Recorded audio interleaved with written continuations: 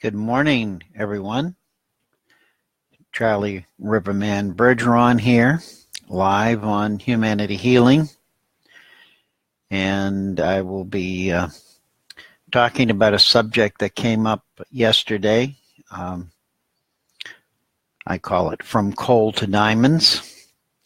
And it has to do with our evolutionary shifting into our crystalline DNA activation rather than our carbon DNA. And I feel that we're all experiencing this right now in some form or shape or manner. And some are choosing not to move forward, and many of us are choosing to move forward with this. So with that said, I'm just going to tone some resonance here. Good morning, Patricia. How are you today? Blessings, thank you. Just allow that tone, those tones to just embrace you. There are upper chakras in alignment with them, hoping to open parts of ourselves which are ready to hear and receive what is necessary at this time. Good morning, Jose. So, as I said, it started as an interesting topic and then took a deep turn into all kinds of information. And the latest part of that was, as I'm sitting here waiting to go online, I just randomly opened the book of the gene keys, and the page is hit right on. It's the 35th gene key, and it's all about DNA. So, coal to diamonds. What came up and has come up for all of us over, well, quite a while now, but this process of evolution that we're going through. And as I thought about it yesterday morning, good morning, Margot, that the process that we're going through is much larger than we are. And we do still have choices. And I see some people who are choosing to remain in their carbon base. And I see many of us evolving, sometimes consciously in choice and sometimes unconsciously in choice, into our crystalline activation. And so the analogy between diamonds and coal was really relative. Coal is basically carbon in its structure, and coal won't ever really become a diamond because it has too many impurities. And so no matter how much heat and pressure you put on it, those impurities, which are, natural organic materials as well as minerals, will keep it from ever being a diamond. And so I look at that as there are some of us here on this planet who are much like coal. And they're very organic, and that was their intention, was to come here and be organic and to live in that presence and to learn from that presence, and work with those impurities. There are others of us who have impurities that we've been working on consciously over our lifetime.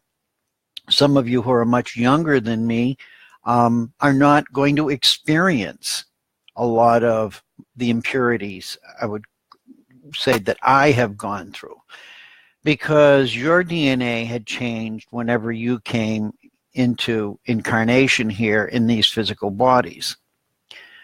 So this is about us as spiritual divine beings entering into these physical bodies and moving through these processes which are universal.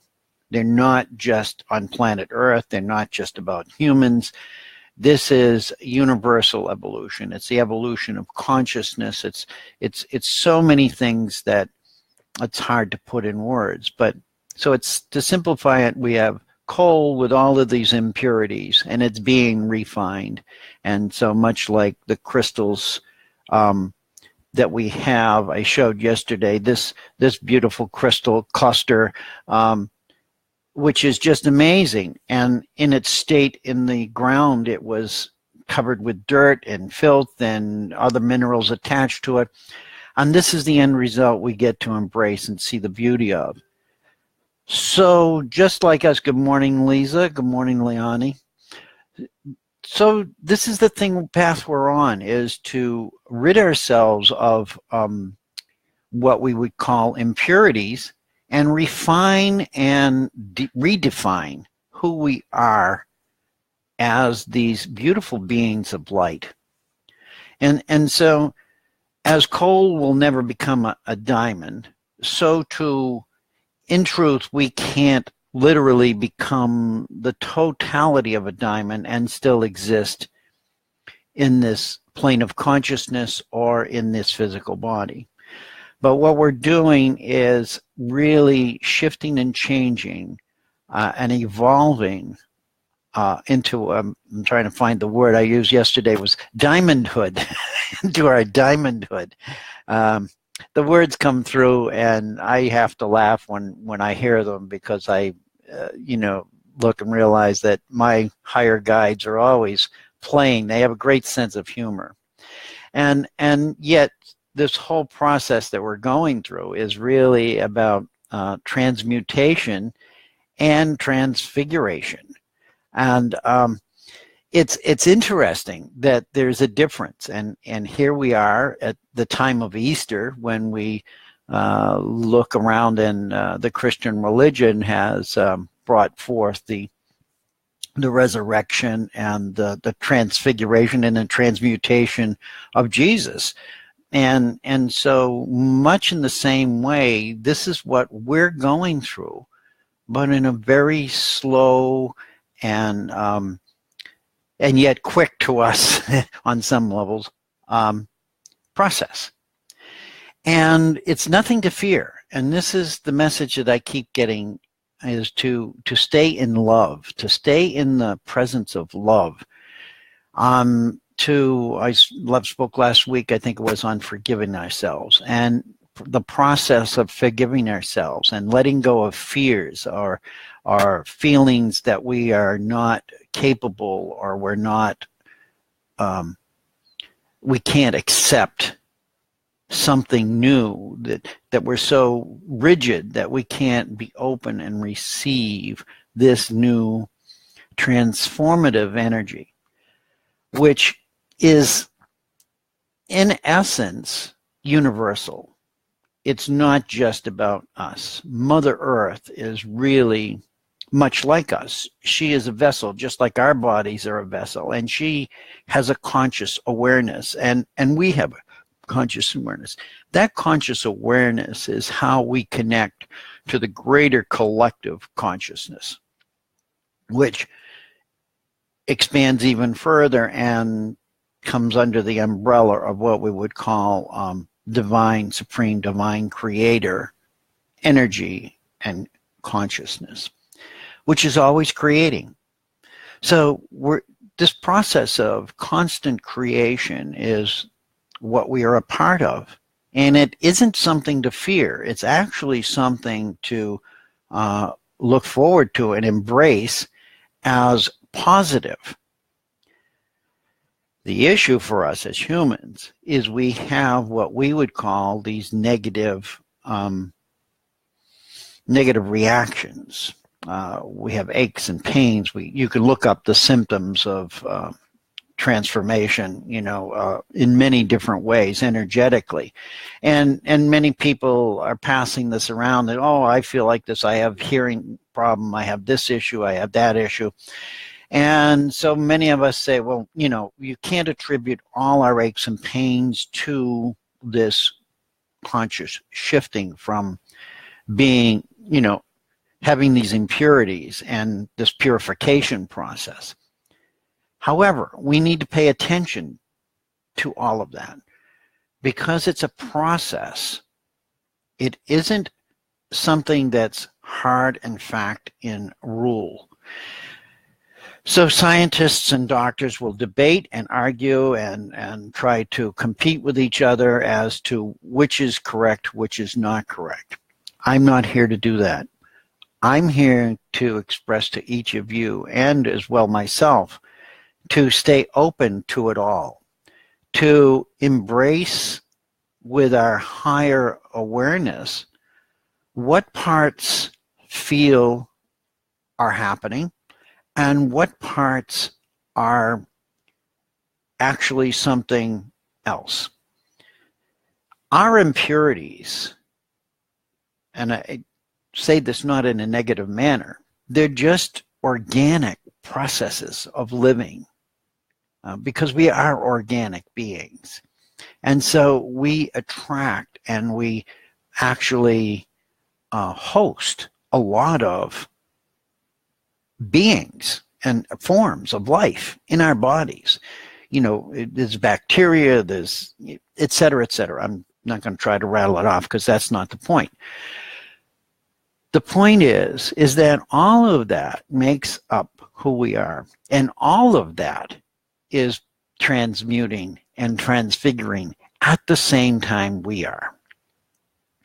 So just as we see there are species now becoming extinct, and yes, it's sad and it's horrifying, but it's a natural process of their evolution. We can sit and blame ourselves and we can say we're responsible, and in some ways we are very responsible for a lot of this. But whether we were here or not, if that species is to evolve and become something else, then that is a choice not made on our level.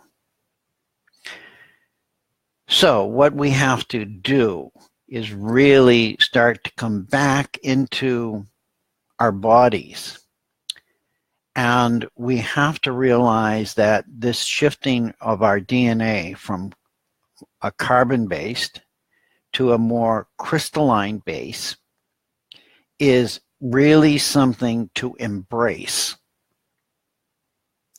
as much as it will create what we call chaos. You see it in the world at large. This is because Mother Earth is going through this. We as humans are affected by it. So we feel it, and then it brings chaos into us. As we deal with the chaos, we create, most of the time, more chaos. So the answer really is to dive within ourselves, to find that space where we can accept grace, where we can accept love, where we can accept that we are unconditionally alive. There's no conditions to our living here, really, in reality. And to let go of a lot of these constructs and ideas that we've been fed for thousands of years that say we are limited beings, that we have to bow down to a ruler, that we have to, that we can't think on our own, that we can't make a decision for the greater good of the whole, because it needs to be part of this structure that we've agreed upon for thousands of years. All of that is dissolving. All of that is disappearing. It's not going to take one lifetime. It's going to take many lifetimes. But as we see what's happening now, we have children who are being born with more crystalline DNA structure. And we realize that these children are not fearful of speaking out. And there's younger ones coming in with even more codes activated that we don't have any clue what they're going to bring about. But each generation is also seeking the generations that came before them, which are us, for some recognition that who and what they are is valid. They're looking for validation, just as we looked for validation for who we were when we were children. Personally, I did not get that. And my life took patterns which, when I look back now, I realize, wow, it would have been so much easier had I known this then. Every generation has said this, okay? If we only knew now what, or knew then what we know now. The truth is, you can, okay?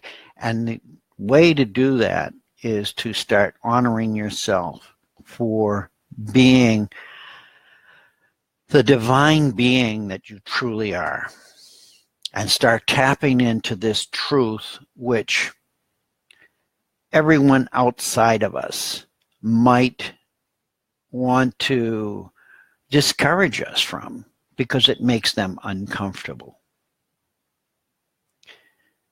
I think personally, we're here to make it uncomfortable, and make it uncomfortable for everybody. I'm sure that when Jesus was put on the cross, that was very uncomfortable for many, many, many people, because they realized that there was a truth in him that, irregardless of what the stories were after him, but in the present day of his life, he was speaking out and he was talking about things that were totally contradictory to the way things were being lived, because he was speaking from his heart, his divine heart, just like you and I can speak from there. Or we can talk from another place. This is what we need to do, is come back into that heart space where there is basically only the energy of love, of peace, of light. You hear me talk about this all the time. It's where I went when I died, and I became peace and light and love. So I'm not talking from a book. I'm not talking from something that I don't comprehend or understand. I do understand this. I comprehend it as much as I can in this human body with this human mind. When I step out of that human mind, as I do when I talk to you, I step out of that. It's here, it's physical, it's watching the screen over here, it's reading, it's waving hands. Yet there's really a higher part of myself that comes through to speak to you, and actually in some ways demands that I speak. And so, as you've seen over the past months, actually 30-something shows here on Humanity Healy, I have grown in my self-confidence. I have grown in my ability to relax, to not worry about whether you see me or you don't see me, whether my words are heard or whether they're politically correct. Those are all concepts outside of who I am and who you are as beings of great light. And what is it that the diamond really represents? When we look at a diamond, and I have a Herkimer diamond, I don't have a big, but what does that, what is it? It reflects light. And look at, I wish my camera was better, I could catch all the prisms. And that's what we are supposed to be doing. We are supposed to be reflecting light. And everything around us seems to be against us. It's saying, no, don't do that. No, don't do that. No, don't do that. And we see this darkness. And we are actually the light that can transform and transmute that darkness. We are the alchemists. Said in my sort of preview talk the other day, we are the masters and the teachers. We've been looking outside of ourselves for the masters and teachers for thousands of years. Not all of us. There were some who stood up as masters and teachers, and they were the fully realized humans. And so what they were doing is really tapping into that unlimited self that has no boundaries. And having no boundaries can be extremely frightful. We're not used to that. We're used to being contained in a physical body. And so what we've done is created another physical body outside of us with each other. And we've held each other accountable for who I am and what I am. And we look at each other, and if we don't get that sort of energetic signal that says, you know, this is okay, this is okay. When we step outside of that, and people, oh, I don't want to talk to you. You're getting a little woo-woo. You're, you know, whatever. They start judging you. What's happening really is they're recognizing in themselves that part of them which is attached to fearful thinking. Did a post the other day to somebody, I don't know what it was, but it was something about weapons. And I says, the greatest weapon we need to eradicate on this planet is fear. Fear is the greatest weapon. And it doesn't matter how it expresses itself, because it can manifest in thousands and thousands of ways. Ultimately, fear will kill you. And that's, you know, that's reality.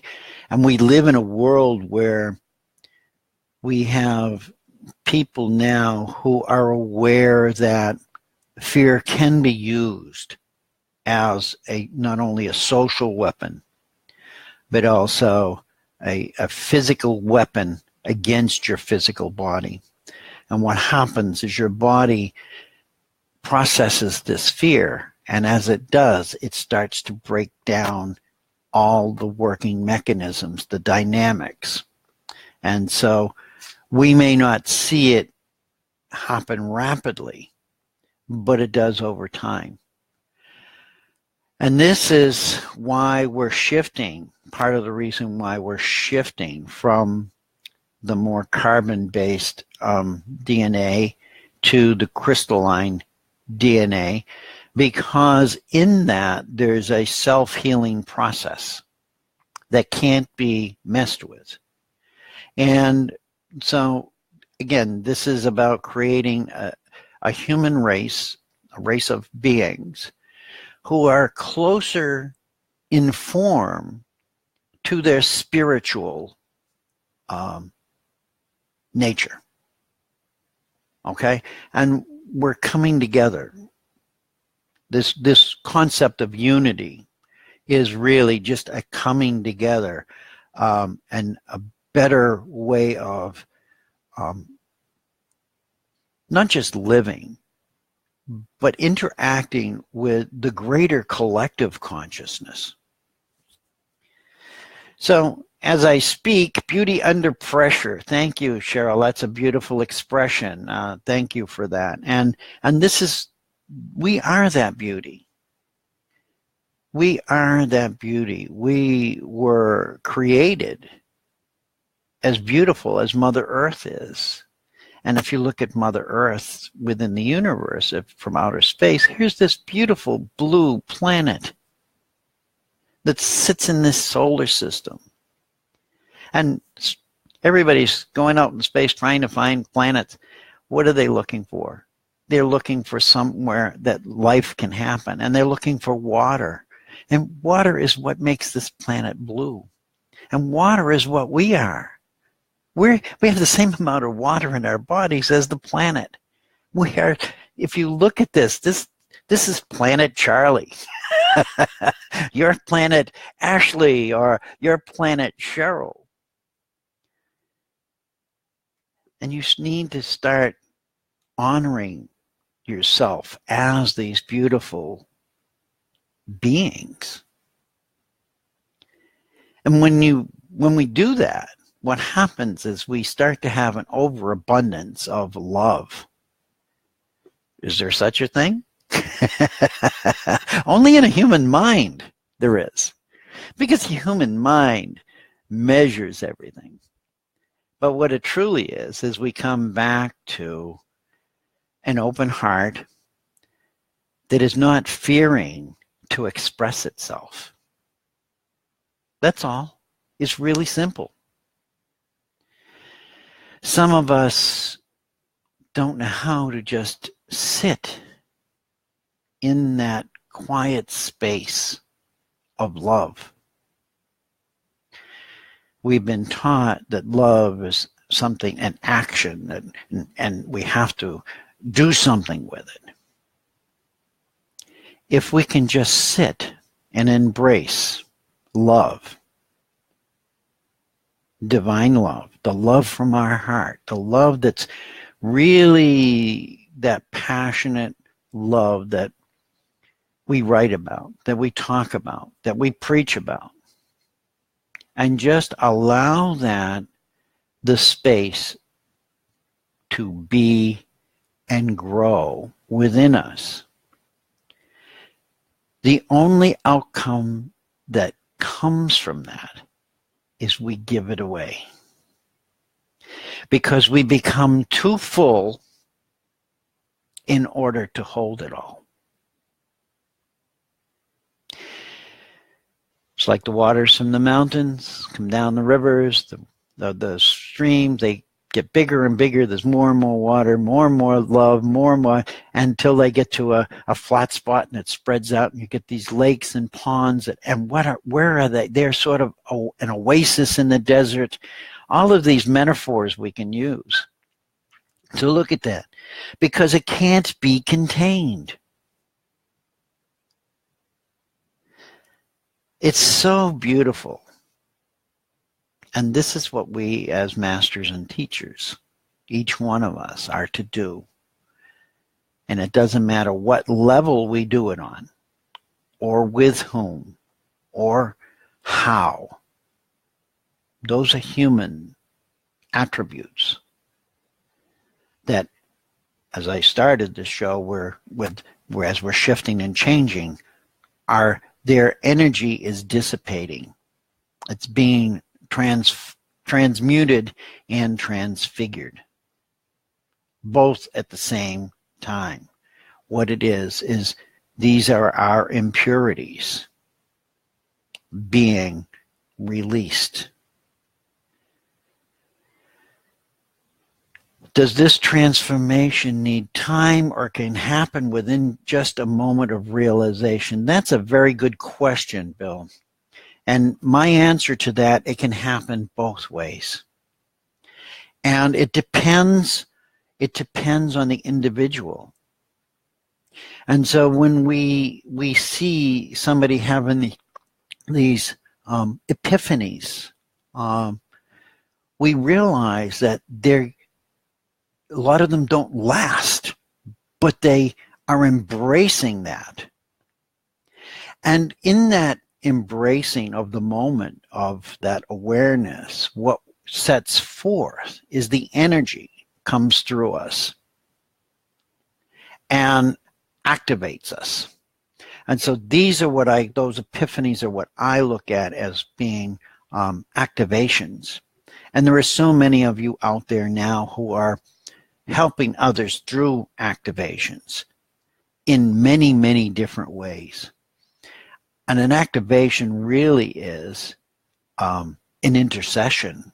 It's a gathering of energies that is focused on the highest outcome or the highest evolutional potential for each of us or for the individual. As I lift you, you lift me in the same way, because I have to keep up with you. There's no way, otherwise the communion ends. So it's a form of a beautiful form of communion, of agape, the love communion between each of us that reminds us, remind. The mind is what has been damaged. It's been subjected to chemicals. It's been subjected to electronic frequencies, and it continues. And there's concern about new energies that are being created in our technological warfare. And it doesn't mean that it has to overcome us, because ultimately we have the power of creation within us. And as long as we are told that it's outside of us, we'll continue to look outside of us. And that's not where the answer lies. And that's not what that's what the teachers have always expressed. And oh my goodness, I'm at 10:30. People, you know me, I can talk for days. The interesting thing I wanted to share was in the ultimate order for transmutation and transfiguration to occur, it is ultimately our commitment to seek the truth within us, not the facts outside of us, the truth within us, and to accept that no matter what others may say, and start to live it. And I promise you that the children who are coming behind us will see your light. They will see that you as that diamond. You will catch their attention, that they will see that sparkle. And they're looking for us. And it's our responsibility now to stand up and be seen, to be heard, to be visible. It's a very challenging proposition, but many of us have definitely chosen to be here and do that. And for those of you who are not too sure, that's why some of us are here, is to keep telling you, show up, show up, show up. I love you, I bless you, and I thank you. And may you continue on this process of transmutation and transfiguration into the beautiful beings that somewhere in yourself you know you are, and you can't deny anymore. And with the symptoms that are happening because of the electromagnetic fields, Schumann resonance, the body shifting, be gentle and listen. Listen to that higher intuitive self that's telling you to stop, don't eat this, don't drink that, do this, do that. It may sound crazy, but it's better to be crazy and honor yourself than to be crazy and profiting others. With that, I'm complete. I thank you for listening. I see you all as diamonds, and we're in a great big field. And yeah, it's time. It's time to evolve. And many blessings. We'll see you next week, and enjoy whatever comes up for you during the week as a result of this little chat we had this morning. Thank you all. Bye-bye.